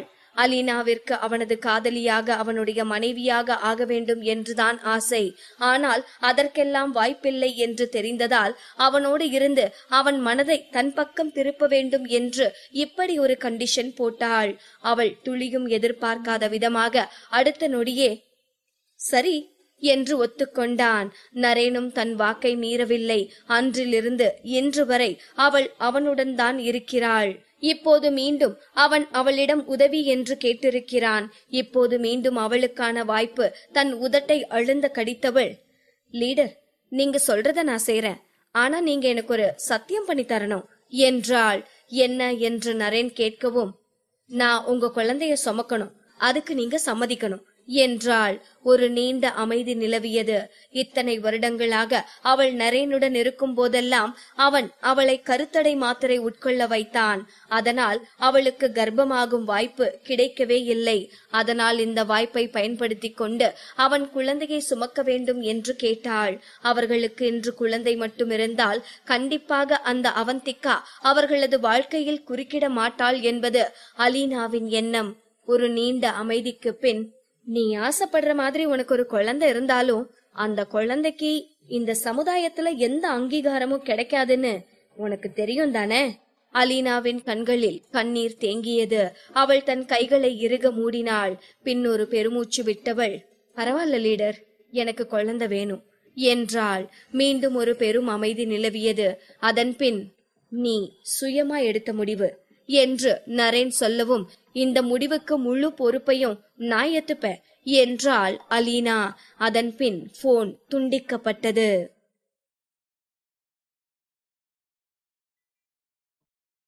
பாகம் 499. நரேன் போனை வைத்த பிறகு அலீனா மேக்கப் ரூம் இருந்த திசையை பார்த்தாள். அங்கு அவந்திகா இப்பொழுது ரெடியாகி வெளியே வந்து கொண்டிருந்தாள். அனைத்து மேக்கப்பும் முடித்த பிறகு அவள் ஒரு தேவதை போல் இருந்தாள். அவள் ஒரு ஒளி மிகுந்த சூரியன் போல் பிரகாசித்துக் கொண்டிருந்தாள். அலீனா தன் கூரிய நகங்களை கொண்டு தன் தசைகளை கிழித்து கொண்டாள். சிறு வயதிலிருந்தே இப்படித்தான் அவந்திகா எப்போதும் அனைவரது கவனத்தையும் கவர்பவளாக இருந்தாள். அவளோடு வளர்ந்த ஒரே காரணத்தினால் அலீனா யாராலும் கண்டு கொள்ளப்படாமல் ஒரு ஓரத்தில் ஒதுக்கி வைக்கப்பட்ட பெண்ணாகவே வளர வேண்டிய கட்டாயம் அவளுக்கு இருந்தது. இத்தனை வருடங்களாக இதையெல்லாம் பார்த்து பார்த்து அவளுக்கு சலித்து விட்டது. இனியாவது அதற்கு ஒரு முடிவு கட்ட வேண்டும் என்று தன் மனதில் நினைத்து கொண்டாள். அவந்திகாவோடு வளர்ந்தவள் என்பதால் நரேனுக்கு அவந்திகாவை தெரிந்ததை விடவும் அதிகமாக அவளுக்கு அவந்திகாவை பற்றி தெரியும். அவந்திகாவை பொறுத்தவரை எந்த ஒரு உறவாக இருந்தாலும் சரி, அதில் தூய்மை இருக்க வேண்டும்.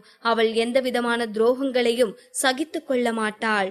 இப்போது நரேனுக்கும் அவளுக்கும் நடுவே அவளது உறவை அசுத்தப்படுத்துபவள் போல் அலீனா இருக்கிறாள்.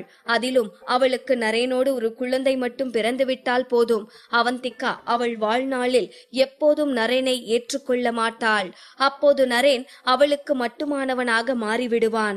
9 வருடங்களாக ஒரு திருமணம் செய்து கொள்ளாமல் நரேன் அவந்திகாவிற்காக காத்து கொண்டிருக்கிறான் என்றால் இனி ஒரு 9 வருடங்கள் கூட அவளுக்காக அவன் காத்து கொண்டிருப்பான். அப்படி இருக்கும் பட்சத்தில் அவனுக்கு இருக்கும் ஒரே குழந்தையாக அவள் வயிற்றில் வளரப்போகும் குழந்தை மட்டும்தான் இருக்கும். இப்போது அந்த குழந்தைக்கு என்று ஒரு அடையாளம் இல்லை என்றால் என்ன? அவள் எடுத்த முடிவில் அவள் கண்டிப்பாக வெற்றி காண போகிறாள். அதில் எந்த ஒரு சந்தேகமும் இல்லை என்று நினைத்தவள் அவந்திகாவை பார்த்தாள். 9 வருடத்திற்கு முன்னால் நரேன் கேட்ட உதவிக்காக அவள் அவந்திகாவின் கையை நொறுக்க திட்டம் போட்டாள். இப்போது அதே பெண்ணின் குழந்தையை அழிக்க திட்டம் போடுகிறாள். அவள் முகம் மிகவும் வெள்ளத்தனமாக மாறியது. மெதுவாக அந்த இடத்தை விட்டு சென்றவள் அந்த ஷூட்டிங் ஸ்பாட்டை சுற்றி பார்த்தாள். அங்கிருந்த அசிஸ்டன்ட் டைரக்டரிடம் கேட்டு அன்று என்ன சீன் படமாக்கப்பட போகிறது என்பதையும் தெரிந்து கொண்டாள். அங்கு ஒரு பாலம் இருந்தது. அந்த பாலத்தின் மீது அரவிந்தும் அவந்திகாவும் சந்தித்துக் கொள்ளும் காட்சிதான் இன்று படமாக்கப்பட போகிறது. அப்படியே அலீனா அந்த பாலத்தின் கீழ் பார்த்தாள். உறைய வைக்கும் குளிரில் தண்ணீர் ஓடிக்கொண்டிருந்தது. அவந்திகா மட்டும் அந்த பாலத்திலிருந்து கீழே விழுந்தாள். அவள் குழந்தைக்கு ஒன்றும் ஆகவில்லை என்றாலும் கண்டிப்பாக அவள் உயிருக்காக போராடுவாள். அதை பார்ப்பதே தனக்கு போதுமானதாக இருக்கும் என்று நினைத்த அலீனா அதற்கான திட்டத்தை போட ஆரம்பித்தாள். அதே நேரம் இங்கு நோக்கம் படப்பிடிப்பு தளத்தில் தீக்ஷி தன் கன்னத்தில் கை வைத்துக் கொண்டு அவளுடைய ஆண் அழகன் நடிப்பதை கண்கொட்டாமல் பார்த்து கொண்டிருந்தாள். அவளை இப்போது பார்ப்பதற்கு புதிதாக காதலில் விழுந்த ஒரு குட்டி பூனை குட்டி போல்தான் இருந்தாள். அவன் எப்படி இவ்வளவு அழகாக இருக்கிறான் என்பதை அவளால் வியக்காமல் இருக்க முடியவில்லை. அதிலும் இந்த வரலாற்று உடையில் அவன் உண்மையில் அந்த கால அரசன் நேரில் வந்தது போல்தான் இருந்தான். அவன் குணத்திலும் சரி, அழகிலும் சரி, திறமையிலும் சரி, எல்லா விதத்திலும் சேதுவோடு ஒப்பிட முடியாத அளவிற்கு சிறந்தவனாக இருந்தான். ஆனால் என்ன, அவளுடைய இந்த ஆசை காதலன் ஒரு முறையற்ற மகனாகவும் சேது முறையான மகனாகவும் பிறந்ததுதான் விதியின் விளையாட்டாக அவளுக்கு தோன்றியது. இதை பற்றி யோசித்தவளால் நேற்று இரவு அவள் சஞ்சயின் அம்மா லீலாவை சந்தித்ததை யோசிக்காமல் இருக்க முடியவில்லை. உண்மையில் அந்த பெண் லீலா சமாளிப்பதற்கு மிகவும் கடினமானவளாகத்தான் இருந்தாள். சஞ்சய்க்கும் தனக்கும் திருமணம் முடிந்த பின்னர் இப்படி ஒரு மாமியாரை எப்படித்தான் சமாளிக்க போகிறோமோ என்று நினைத்த போதே தீக்ஷிக்கு மலைப்பாக இருந்தது. அவள் இதை பற்றியெல்லாம் யோசித்து குழம்பிக் கொண்டிருக்க சஞ்சய் ஷூட்டிங்கை முடித்துவிட்டு அவளை நோக்கி வந்தான். அவன் நடந்து வரும் தோரணை அலங்காரமாக இருந்தது. தீக்ஷி அவனையே மெய்மறந்து பார்த்து கொண்டிருக்க அவள் தலையில் யாரோ குட்டுவது போல் தோன்றவும் நிமிர்ந்து பார்த்தாள். சஞ்சய் தான் அவள் முன்னால் நின்று கொண்டிருந்தான். அவள் தலையில் குட்டியதும் அவன்தான்.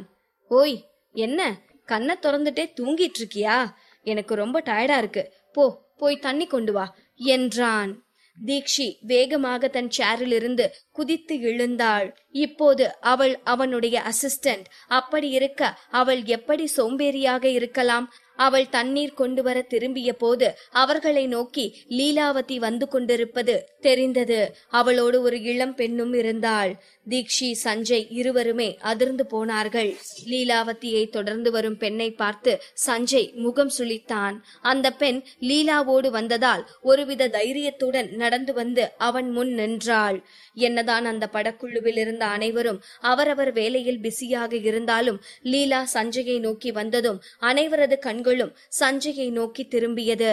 சஞ்சயின் முன் வந்து நின்ற லீலாவதி அவன் அருகே நின்றிருந்த தீக்ஷியை பார்த்து முகம் சுளித்து, இவ இங்க என்ன பண்றா என்றாள். ஒரு முறை சுற்றி முற்றி பார்த்த சஞ்சய், நீங்க ஏதாவது டிஸ்கஸ் பண்ணணும்னா நம்ம என்னோட லான்ச்சுக்கு போய் பேசலாம் என்றான். ஏன், நான் ஏதாவது சீன் கிரியேட் பண்ணிருவேன்னு நீ பயப்படுறியா என்ன என்று கேட்ட லீலாவின் குரல் எச்சரிக்கும் தொனியில் இருந்தது. அவளும் பெரிதாக இன்று எந்த பிரச்சனையும் உருவாக்க விரும்பாததால் தனக்கு பின்னால் இருந்த பெண்ணின் கையை பிடித்து முன்னால் இழுத்தாள். இப்போது அந்த பெண் சஞ்சய்க்கு நேராக நின்று கொண்டிருந்தாள். தன் தொண்டையை செருமிய லீலாவதி, இந்த பொண்ணு பேரு லசிகா. உனக்கு ரங்கன் குடும்பம் தெரியும்ல, அவங்க குடும்பத்து பொண்ணு. அவங்க அப்பா தான் இப்போ ரங்கன் குடும்பத்தோட அதிகாரத்துல இருக்காரு.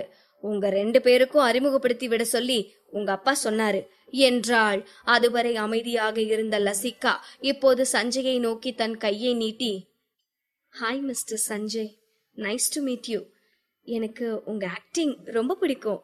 நான் உங்க படம் எல்லாம் பார்த்திருக்கேன் என்றாள். இதை கேட்டு முகம் சுளித்த சஞ்சய் தன் அம்மாவின் பக்கம் திரும்பி, அம்மா, இதெல்லாம் என்ன, நீங்க என்ன பண்ணிட்டு இருக்கீங்க என்று கேட்கவும், உங்க அப்பா நீயும் இந்த பொண்ணும் ஒருத்தர் நல்லா தெரிஞ்சுக்கணும்னு ஆசைப்படுறாரு. லசிகாவுக்கும் சினிமா ஷூட்டிங்லாம் பத்தி தெரிஞ்சுக்கணும்னு ஆசை. நீ ஏன் லசிகாவுக்கு உன்னோட ஷூட்டிங் செட்டை சுத்தி காட்டக்கூடாது என்று மிக இயல்பாக சொன்னாள். இதை கேட்ட சஞ்சய்க்கு பயங்கரமாக கோபம் வந்தது. அம்மா, ஷூட்டிங் செட் என்ன ஜூம் நினைச்சீங்களா, யார் வேணும்னாலும் வந்து சுத்தி பாக்குறதுக்கு என்றான் கோபமாக. உண்மையை சொல்ல போனால் சஞ்சயே விருப்பப்பட்டால் கூட அவனுக்கு இந்த ஷூட்டிங் செட்டை சுத்தி காட்டும் அதிகாரம் இல்லை. அவன்தான் இந்த படத்தின் ஹீரோ. ஆனால் அது எதிர்பாராத விதமாக அரவிந்த் இந்த படத்தை விட்டு விலகியதாலும் அந்த நேரத்தில் வேறு ஹீரோவை தேடி கண்டுபிடிக்க முடியாததாலும் அவனுக்கு கிடைத்த வாய்ப்பு. அவனுடைய அதிகாரத்தை பயன்படுத்தி அவன் தீக்ஷியை கூட உள்ளே அனுமதிக்க தயங்கினான். அப்படி இருக்க அவன் அம்மா சொல்வதை எப்படி அவனால் செய்ய முடியும்? இப்போது அவனது அம்மாவை பார்ப்பதற்கே அவனுக்கு அருவருப்பாக இருந்தது. அவன் அப்பாவை மகிழ்விக்க வேண்டும் என்பதற்காக அவள் எவ்வளவு கேவலமான காரியத்தையும் செய்ய துணிந்து விட்டாள். தன் மகன் ஒரு பெண்ணை காதலிக்கிறான் என்று தெரிந்திருந்தும் வேறு ஒரு பெண்ணை அழைத்து வந்து இவளோடு நீ பழகு என்று சொல்வது எவ்வளவு அருவருக்கத்தக்க ஒன்று.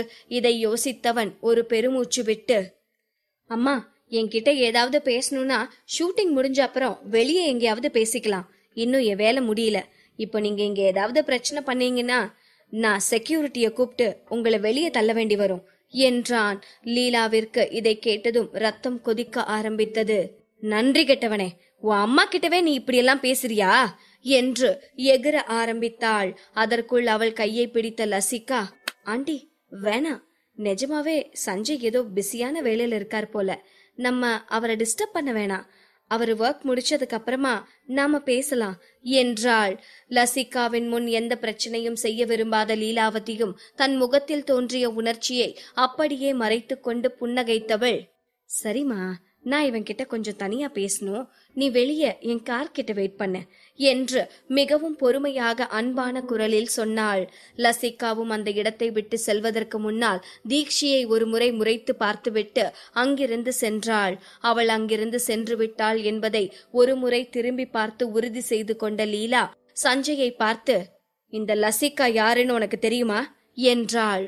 குழப்பமாக அவளை பார்த்த சஞ்சய், எனக்கு தெரியாது என்று சொல்லவும், ரங்கன் குடும்பத்தோட மூத்த வாரிசுக்கு தகாத முறையில பிறந்த பொண்ணுதான் இந்த லசிகா என்றாள். கண்களை சுருக்கி லீலாவை பார்த்த சஞ்சய், அம்மா, நீங்க என்ன சொல்ல வரீங்க, நேரடியா சொல்லுங்க என்றான். இங்க பாரு சஞ்சய், நான் எதையும் சுத்தி வளைச்சு சொல்ல விரும்பல. நீ மட்டும் சாதாரணமா ஒரு பொண்ண கல்யாணம் பண்ணிக்கிட்டேனா அவளால உன்னோட நிலைமைய புரிஞ்சுக்க முடியாது. ஆனா லசிகாவும் ஒன்ன மாதிரிதான். நீ அனுபவிச்ச எல்லா அவமானங்களையும் அவளும் அனுபவிச்சிருக்கா. சோ அவ உன்னை நல்லா புரிஞ்சு நடந்துப்பா. அவதான் உனக்கு ஏத்தவ என்றாள். இதை சொல்லி முடித்ததும் லீலா கண்களை சுருக்கி சஞ்சயை பார்த்து கொண்டிருந்தாள். அவள் கண்களில் ஒரு நொடி தோன்றி மறைந்த அந்த வெறுப்பு உணர்ச்சியை யாரும் கண்டிருக்க மாட்டார்கள்.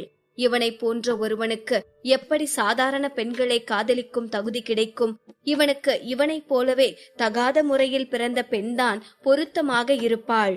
அவனுடைய அம்மாவான அவள் ஒரு தகாத உறவில் தலை நிமிர முடியாமல் வாழ்ந்து கொண்டிருக்கிறாள். அப்படி அதனால் அவனை அவன் வாழ்க்கை முழுக்க தலை நிமிர முடியாமல் ஒரு இழிவான வாழ்க்கையை வாழ வைக்க திட்டம் போடுகிறாள். இதையெல்லாம் யோசித்த சஞ்சயின் முகத்தில் ஒரு கசப்பான புன்னகை தோன்றியது. ஒரு நொடி அமைதியாக சஞ்சயை பார்த்து கொண்டிருந்த லீலா, சஞ்சய், நான் உன் நல்லதுக்காகத்தான் சொல்றேன். கல்யாணங்கிறது வாழ்க்கை சம்பந்தப்பட்ட விஷயம். 2 பேரும் ஒருத்தர ஒருத்தர் புரிஞ்சுக்கிட்டு சந்தோஷமா வாழணும்னா 2 பேரோட ஸ்டேட்டஸும் ஒன்னா இருக்கணும் என்றாள். சஞ்சய் எந்த பதிலும் பேசாமல் தன் கைகளை இறுக்கமாக மூடினான். அவனுக்கு இப்போது 25 வயதிற்கு மேல் இருக்கும். ஆனால் இத்தனை ஆண்டுகளில் அவன் யாரையும் காதலித்ததில்லை. அவனை தேடி வந்த காதலையும் நிராகரித்துத்தான் இருக்கிறான். இது அனைத்திற்கும் காரணம் அவன் பிறப்புதான். எங்கு தான் யாரையாவது காதலித்து அந்த பெண்ணிற்கும் ஒரு கொடுமையான வாழ்க்கையை கொடுத்து விடுவோமோ என்ற பயமே அவனை யாரையும் காதலிக்க விடாமல் செய்தது. ஆனால் அவனுடைய அம்மாவே இப்படி பேசுவாள் என்று அவன் எதிர்பார்க்கவே இல்லை. அவன் தகாத முறையில் பிறந்தவன் என்பதால் அவன் திருமணம் செய்து கொள்ள போகும் பெண்ணும் அப்படித்தான் இருக்க வேண்டும் என்று சொல்கிறாள். இந்த வார்த்தைகளை கேட்ட பிறகு அவனுடைய வாழ்க்கையே ஒரு மிகப்பெரிய காமெடியாக அவனுக்கு தோன்றியது. சஞ்சய் எதுவும் பேசாமல் தன் அம்மாவை பார்த்து கொண்டிருந்தான். கொஞ்சம் கூட குற்ற உணர்வு இல்லாமல் அவனை பார்த்த லீலா, சரி, உன்னோட ஷூட்டிங் முடிஞ்ச அப்புறம் எதிரில இருக்க ரெஸ்டாரண்ட்ல நம்ம மீட் பண்ணலாம். நீ மட்டும் வரலனா நான் லசிகாவை கூட்டிட்டு திரும்பவும் இங்க வருவேன் என்று சொல்லிவிட்டு அங்கிருந்து சென்றாள். இவ்வளவு நேரம் இதை அனைத்தையும் பார்த்து கொண்டிருந்த தீக்ஷி கோபத்தில் கொதித்து கொண்டிருந்தாள். உண்மையில் இப்படி ஒரு தாய் இருக்க முடியுமா என்ன? இவள் எல்லாம் ஒரு தாயா என்று அவளுக்கு கோபம் வந்தது. இப்போதே அவளை பிடித்து நன்றாக திட்டிவிட வேண்டும் என்றுதான் தீக்ஷிக்கு தோன்றியது. ஆனால் சஞ்சயை கருத்தில் கொண்டு அவள் அதை செய்யவில்லை. அவள் சஞ்சயை திரும்பி பார்த்தபோது அவன் இந்த உலகையே வெறுத்து யாரும் இல்லாத ஒரு தனித்தீவில் இருப்பவன் போல் ஏதோ ஒரு இடத்தை வெறித்து பார்த்து கொண்டிருந்தான். இப்படி அவனை பார்த்ததும் அவளுக்கு மிகவும் வருத்தமாகவும் மனவேதனையாக இருந்தது. எப்படியாவது அவனை சரிப்படுத்த வேண்டும் என்று நினைத்தவள் வேகமாக ஓடிச் சென்று ஒரு தண்ணீர் பாட்டிலை எடுத்து வந்து அவன் முன் நீட்டி, ஹீரோ, இந்தாங்க, தண்ணி குடிங்க என்றாள்.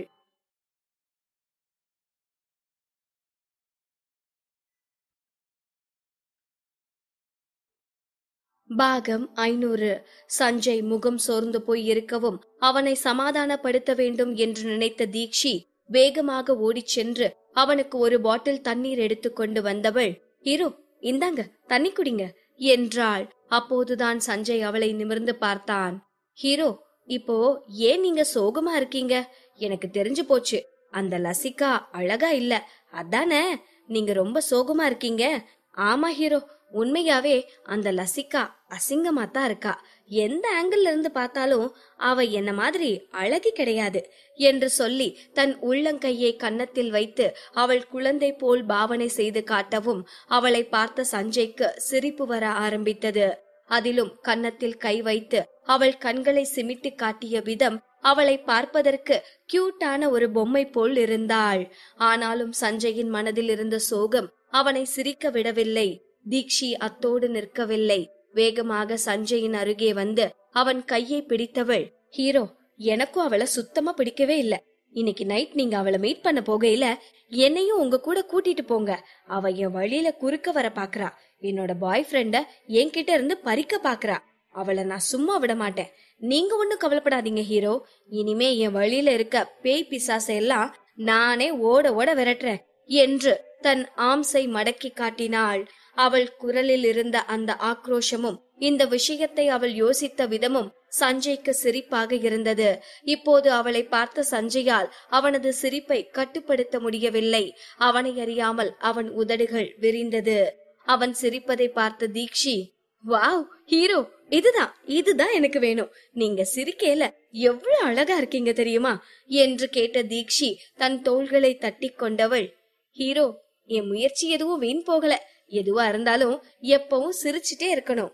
ஹீரோ, என்ன பாருங்க, நான் எப்பவும் சிரிச்சுட்டே சந்தோஷமா இருக்கேன். உங்களுக்கு ஒண்ணு தெரியுமா ஹீரோ, நம்ம சிரிச்சுட்டே இருந்தோம்னா நமக்கு 10 வயசு குறையுமா என்று சொன்னவள் சட்டென ஏதோ சொல்லக்கூடாததை சொல்லிவிட்டவள் போல், ஐயோ ஹீரோ போதும், நீங்க ரொம்ப சிரிக்காதீங்க. நீங்க மட்டும் ஒரு தடவை 2 தடவை அப்படியே 3 தடவை சிரிச்சீங்கன்னா உங்க வயசெல்லாம் குறைஞ்சு நீங்க திரும்ப உங்க அம்மாவோட வயித்துக்குள்ளவே போயிருவீங்க. அப்புறம் நான் என்ன பண்ணுவேன் என்றாள். இதை கேட்ட சஞ்சய் வாயடைத்து போனான். அதே நேரம் இங்கே அட்வர்டைஸ்மெண்ட் ஷூட்டிங் ஸ்பாட்டில் மேக்கப் அனைத்து முடிந்த பிறகு அவந்திகா அழகான குட்டி தியாவை உயிர்ப்பித்திருந்தாள். அரவிந்தும் தன்னுடைய விக்கை அணிந்த பிறகு உண்மையான ஜோகு யுவாவாகவே மாறியிருந்தான். முன்பு அவர்கள் கார்டனில் சந்தித்துக் கொள்ளும் சீனை மீண்டும் எடுப்பதை தொடர்ந்து இன்று இருவரும் பாலத்தில் சந்தித்துக் கொள்ளும் ஒரு சீனும் இருந்தது. அந்த பாலத்திற்கு கீழே தண்ணீர் மிகவும் குளிராக இருந்தது. அத்தோடு அந்த ஆறு மிகவும் ஆழமானதாகவும் இருந்தது. இந்த சீனில் யாரும் தண்ணீரில் குதிக்க வேண்டாம் என்பதால் அதில் எந்த பாதுகாப்பு ஏற்பாடும் செய்யப்படாமல் இருந்தது. இப்போது அரவிந்தும் அவந்திகாவும் அருகருகே நின்று கொண்டிருக்க டைரக்டர் அவர்கள் என்ன செய்ய வேண்டும் என்பதை விவரித்துக் கொண்டிருந்தார். அரவிந்த் சார், இன்னைக்கு நாம எடுக்க போற சீன் இதுதான். அந்த பாலத்துல நீங்க 2 பேரும் வேற வேற திசையில இருந்து நடந்து வருவீங்க. அப்புறம் ஒருத்தர் காதலோட மீட் பண்ணிப்பீங்க. அவ்வளவுதான். உங்க கூட சேர்ந்து பாலத்துல நடக்கிறதுக்கு நான் இன்னும் கொஞ்சம் எக்ஸ்ட்ராஸையும் ஏற்பாடு பண்ணிருக்கேன். இது ரொம்பவே ஸ்லோ ஷாட் தான், சோ பொறுமையா நடந்து வந்தா போதும் என்றார். இதில் எந்த சிக்கலும் இல்லை, மிகவும் எளிதான ஷாட் தான். அவந்திகாவும் அரவிந்தும் பாலத்தில் எதிர் எதிர் திசையில் சென்று நின்றார்கள். இறுதியாக டைரக்டர் ஆக்ஷன் என்று சொன்னதும் அவந்திகா மெதுவாக அந்த பாலத்தில் நடந்து வர ஆரம்பித்தாள். இது அட்வர்டைஸ்மெண்ட் படப்பிடிப்பு என்பதால் அங்கு நிறைய எக்ஸ்ட்ராஸ் இல்லை.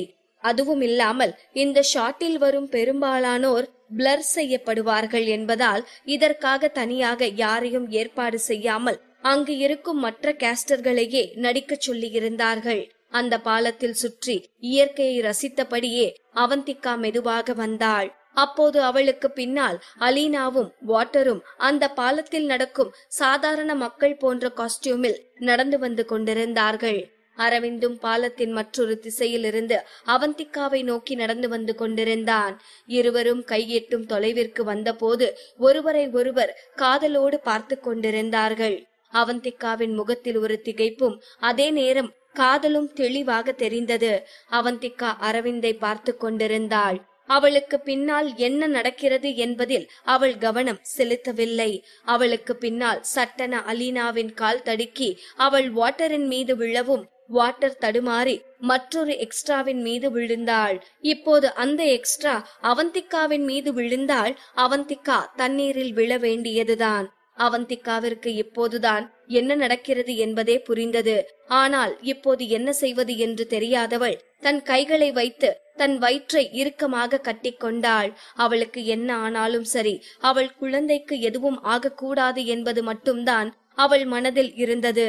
அவ்வளவுதான். அவள் தண்ணீரில் விழப்போகிறாள் என்று நினைக்கும் போது விரைந்து வந்த அரவிந்த் அவளை தன் கையில் தாங்கி பிடித்தான். அடுத்த நொடி அவள் மீது சாய வந்த அந்த எக்ஸ்ட்ரா நிலை தடுமாறி தண்ணீரில் விழுந்தாள். சீக்கிரம் யாராவது அந்த பொண்ணை காப்பாத்துங்க என்று டைரக்டர் கத்தினார். அவந்திகாவிற்கு ஒன்றும் ஆகவில்லைதான். ஆனால் அந்த எக்ஸ்ட்ராவிற்கு பதிலாக தான் தானே இப்போது தண்ணீரில் விழ வேண்டும் என்று நினைத்த போதே அவள் இதயம் பதற ஆரம்பித்தது. அவள் முகம் வெளிரி போனது. அவளையே வைத்த கண் வாங்காமல் பார்த்து கொண்டிருந்த அரவிந்த் அவள் முகம் மாறுவதை பார்த்து, தியா என்னாச்சு, நீ நல்லா இருக்கேல என்று கேட்டுக்கொண்டே அவளை வேகமாக அந்த செட்டை விட்டு தூக்கிச் சென்றான். வெள்ளை காகிதம் போல் வெளிரி போன அவந்திகாவின் உடல் பயத்தில் நடுங்க ஆரம்பித்தது. இறுதியாக அவந்திகா கொஞ்சம் கொஞ்சமாக சுய நினைவிற்கு வந்தபோது அவள் காரில் இருப்பது தெரிந்தது. அப்போதுதான் அரவிந்த் அவளை மருத்துவமனைக்கு அழைத்து செல்கிறான் என்பதையே அவள் தெரிந்து கொண்டாள். இப்போது மட்டும் அரவிந்த் அவளை மருத்துவமனைக்கு அழைத்து சென்றால் அவள் கர்ப்பமாக இருக்கிறாள் என்பது அவனுக்கு தெரிந்துவிடும். இதை யோசித்த அவந்திகா சட்டென, இல்ல நான் நல்லா இருக்கேன், என்றாள் பதற்றமான குரலில். அரவிந்த் அவளை திரும்பி பார்த்தான். அவள் முகம் இன்னும் வெளிரிப் போய்த்தான் இருந்தது. ஆனால் அவள் கொஞ்சம் கொஞ்சமாக பயத்திலிருந்து மீண்டு கொண்டிருக்கிறாள் என்பது அவனுக்கு புரிந்தது. பரவாயில்ல அவந்திகா, நம்ம ஹாஸ்பிட்டல் போய் செக்அப் பண்ணிட்டு வந்துடலாம் என்று அரவிந்த் சொல்லவும், இல்ல, நான் ரூமுக்கு போய் கொஞ்சம் ரெஸ்ட் எடுத்தா எல்லாம் சரியாகிடும், ஹாஸ்பிட்டல் வேணாம் என்றாள். அதன் பிறகும் அரவிந்த் ஹாஸ்பிட்டல் போகலாம் என்று சொன்ன போது அவந்திகா தொடர்ந்து ஹாஸ்பிட்டல் போக வேண்டாம் என்றே சொல்லிக் கொண்டிருந்தாள். அரவிந்திற்குத்தான் அவளது பிடிவாதம் நன்றாக தெரியுமே. அதனால் அவள் சொல்வது போலவே காரை திருப்பி அவர்கள் தங்கி இருந்த ஹோட்டலுக்கு சென்றான். ஹோட்டலுக்கு சென்ற பிறகும் அவந்திகாவை கீழே இறங்க விடாதவன் தானே கீழே இறங்கி ஒரு மலர் கொத்தை தூக்குவது போல் அவந்திகாவை அலுங்காமல் லிப்டிற்கு தூக்கி சென்றான். அரவிந்த், என்னை இறக்கி விடுங்க, என்னோட காலெல்லாம் நல்லாத்தான் இருக்கு என்று அவந்திகா சொல்லவும், உனக்கு ரெண்டே ரெண்டு ஆப்ஷன் தான்.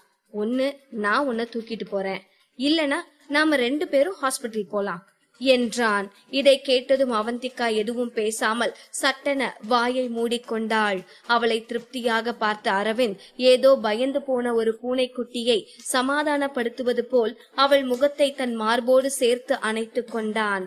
அவந்திகாவால் எதுவும் செய்ய முடியவில்லை. மௌனமாக அவனை தன் மனதிற்குள் திட்ட மட்டும்தான் முடிந்தது.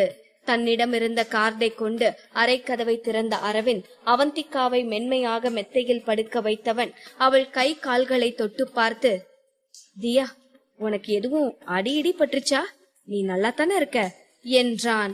அனைத்தும் நொடி பொழுதில் நடந்து முடிந்ததால் அவளுக்கு அடி எதுவும் பட்டதா என்பது அரவிந்திற்கு தெரியவில்லை. மெதுவாக எழுந்து அமர முயற்சித்த அவந்திகா, இல்ல, எனக்கு எதுவும் இல்ல, நான் நல்லா இருக்கேன், கொஞ்சம் பயந்துட்டேன் என்றாள். கண்களை சுருக்கி அவளை பார்த்த அரவிந்த், நீ எப்பவும் தைரியமா இருப்பியே, இப்போ என்னாச்சு, இவ்ளோ பயந்தாங்குழி ஆகிட்ட என்றான். உண்மைதான், முன்பெல்லாம் அவந்திகா இப்படி பயந்ததில்லை. இப்போது தாய்மை அவளை கொஞ்சம் அச்சப்பட செய்திருந்தது. இதற்கு மேல் இதை பற்றி பேச விரும்பாத அவந்திகா, எனக்கு தண்ணி வேணும் என்று பேச்சை மாற்றினாள். அரவிந்தும் வேகமாக ஓடிச் சென்று அவந்திகாவிற்காக தண்ணீர் கொண்டு வந்தான்.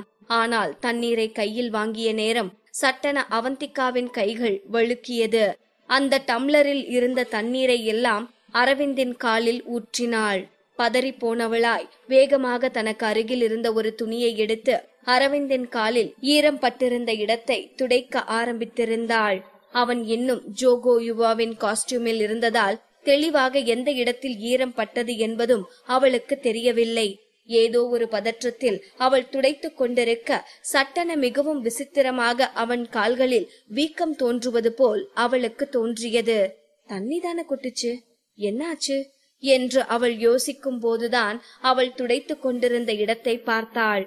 துடைத்துக் கொண்டிருந்தவள் அப்படியே பாதியில் நிறுத்திவிட்டு அரவிந்தை பார்த்தாள். அரவிந்தின் கண்களில் தோன்றிய அந்த ஆசை தீயை அவளால் தெளிவாக பார்க்க முடிந்தது. அந்த தண்ணீர் சரியாக அந்த இடத்தில்தான் கொட்ட வேண்டுமா என்ன? அதையும் அவள் பார்க்காமல் துடைக்க வேண்டுமா என்ன? அவளுக்கு தன் கைகளையே அடித்து கொள்ள வேண்டும் போல் இருந்தது. இப்போது அரவிந்தின் கண்களில் படாமல் மாயமாய் மறைந்தால் நன்றாக இருக்கும் என்று தோன்றியது.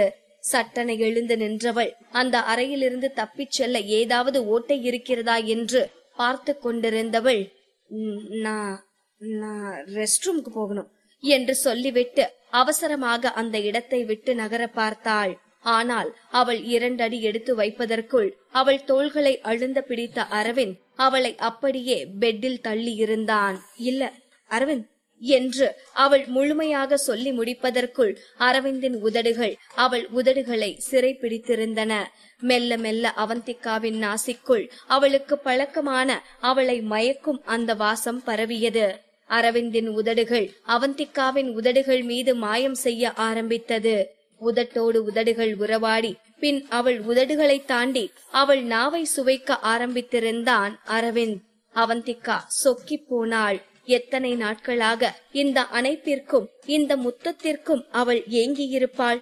இப்போது அவள் ஏக்கம் கொஞ்சம் கொஞ்சமாக தீர ஆரம்பித்தது. தன்னையும் அறியாமல் அவந்திகா அரவிந்தின் அந்த முத்த யுத்தத்தில் பங்கெடுத்திருந்தாள். சாதாரணமாகவே அரவிந்தை கையில் பிடிக்க முடியாது. இப்போது அவந்திகாவும் அவனுக்கு இணைவாக இருப்பதால் அவன் கைகள் அவள் ஆடைக்கு தீண்டி விளையாட ஆரம்பித்தது. முதலில் அவள் கால்களை தீண்டியவன் மெதுமெதுவாக முன்னேற ஆரம்பித்தான். அவந்திக்காவும் ஏதோ ஒரு மயக்க நிலையில் இருந்தவள் என்ன நடக்கிறது என்பதே தெரியாமல் சொக்கிப் போயிருந்தாள். இப்போது அரவிந்தின் முத்தங்கள் அவள் உதட்டை தாண்டி அவள் கழுத்தையும் தாண்டி முன்னேறியது. அவனது ஆசை தியாவின் முனகல் குரல் அவன் ஆசை தீயை வளர்க்கும் கீதமாக அவன் காதில் கேட்டுக்கொண்டிருந்தது. இப்படியே எவ்வளவு நேரம் கடந்தது என்பதே அவந்திக்கா உணரவில்லை. அவந்திக்காவின் வெற்று மேனியில் குளிர் தீண்டிய போதும் மெல்ல கண் விழித்து பார்த்தாள். அந்த குளிரை தாண்டி அவள் உடலில் ஒரு வெப்பம் தோன்றிய போதுதான் அவள் என்ன செய்து கொண்டிருக்கிறாள் என்ற சுதாரிப்பே அவளுக்கு தோன்றியது. அவள் இப்போது இதை செய்யக்கூடாது. அவள் வயிற்றில் குழந்தை இருக்கிறது. இந்த கட்டத்தில் அவர்கள் இதை செய்தால் அது அவளது குழந்தையின் உயிருக்கு ஆபத்தாக முடியும். பதறிப்போன அவந்திக்கா அரவிந்தை தன் மீதிருந்து விலக்க முயற்சிக்க அந்த முரடனின் எடையை இந்த பிஞ்சு கைகளால் நகர்த்த முடியவில்லை. அவள் குரலுக்கு செவிசாய்க்கும் நிலையிலும் அவன் இப்போது இல்லை.